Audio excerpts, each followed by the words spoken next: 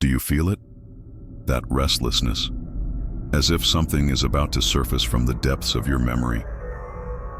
But that memory isn't yours. A memory that pulses through your blood like an ancient drum, calling for something long forgotten. What if that memory were real? What if it were a fragment of truth buried beneath millennia of silence? There are ruins scattered across the planet that shouldn't exist. Impossible structures, precise cuts on stone blocks harder than steel, made by civilizations that officially never possessed the necessary technology.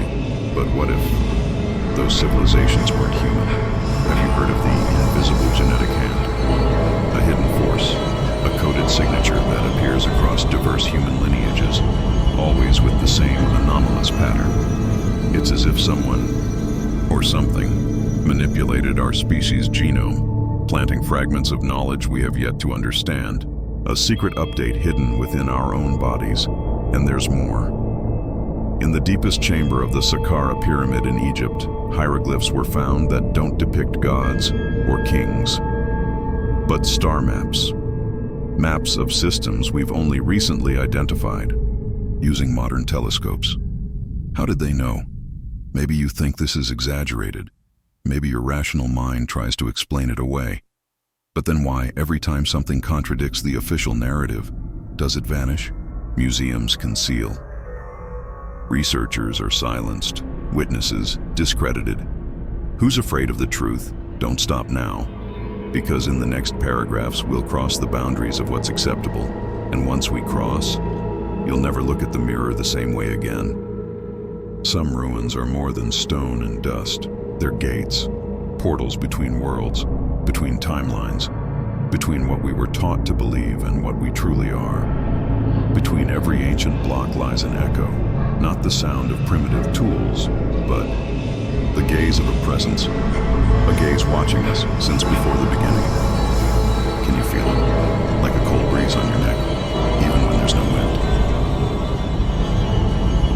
At Göbekli Tepe, thousands of years before the first cities, T-shaped pillars rise like sentinels of forbidden time, carved with symbols of animals not native to that region. They tell a story we were never taught. Who built them when we were still just hunters? And why was it all buried, as if time itself tried to erase their footprints? Then there are the elongated skulls of Peru, not formed by ritual, but genetically different. Larger cranial capacity, distinct bone structure, absence of normal sutures, natural variation, or remnants of a forgotten lineage, a legacy of beings who merged with our flesh, leaving a signature in our blood. Science hesitates. It whispers explanations, but avoids confronting the unacceptable. To admit external influence, not just cultural, but biological, would dismantle the entire narrative of human progress as isolated and spontaneous. Have you ever wondered why certain discoveries disappear? Why artifacts vanish from museums? It's not paranoia, it's a pattern as old as the pyramids, as natural as breathing. Because when we get too close to the truth, it looks back at us. And in that gaze is something we can't name, but that calls us, recognizes us, reclaims us. Truth isn't a destination, but a winding path. It doesn't arrive to be dominated, but to dismantle what once felt solid. Each fragment is a spark, igniting certainties, expanding the soul, and drawing breath from the rare air of mystery. It's in the rhythm of this inner fire that we find the beauty of transformation, the sweet discomfort of awakening. What if the gods never left? What if they merely changed form, language, or strategy? Imagine this not as fantasy, but as a scientific, emotional, and biological hypothesis. The beings we call gods were not myths. They were real entities, flesh and bone, whose footprints crossed this planet, leaving invisible marks within us. In ancient Sumerian texts, the Anunnaki are not ethereal gods, but beings from another world who shaped humanity. And shaped isn't just a poetic word. It echoes, appearing across cultures and languages, as if a collective memory were trying to emerge, one we keep pushing away, afraid of its meaning. In the ancient Indian texts, The Vedas. There are stories of flying machines, the Vimanas, aerial battles, technologies that would leave our modern engineers trembling. But all of this is cast into the pit of symbolism, labeled as metaphor. Why? Because it's easier to dismiss than to rewrite history. Easier to call it myth than to accept that gods walked among us and left behind tools, knowledge, and perhaps a coded destiny. That destiny pulses in our DNA, in genetic patterns that don't fit, in mutations that arose too early in human history, in synapses that fire ideas out of nowhere. Each flash of intuition, each inexplicable vision, each dream, in a language you never learned, all may be signs, traces, echoes of a time when we were not alone. But there's something darker. What if the gods who once walked among us still walk, not in the clouds, but within the structures that control knowledge? What if those who created us also imprisoned us? Not with chains, but with ignorance about our true origin. Do you feel it? That vertigo of doubt?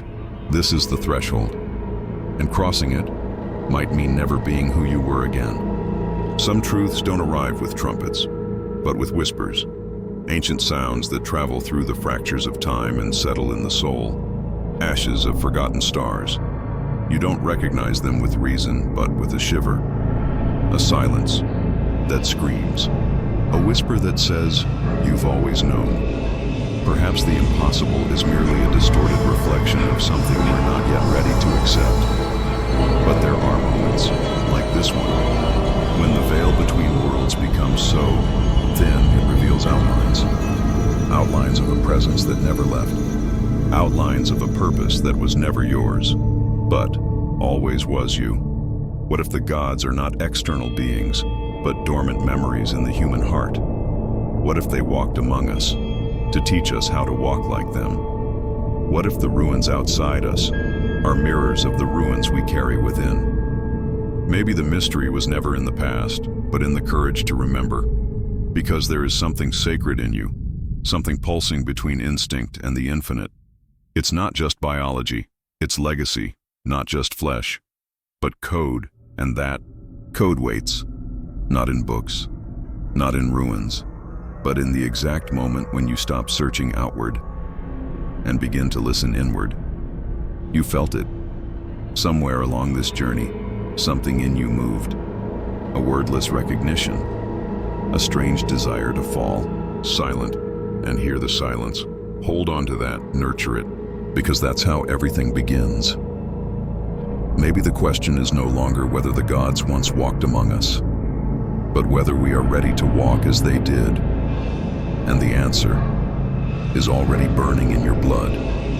And if you carried the key to an ancient secret hidden in your very blood, if that idea stirred something in you, tell us in the comments. Do you believe the gods still walk among us? Subscribe to Abyss Manuscripts, a place where veils fall and forgotten truths find.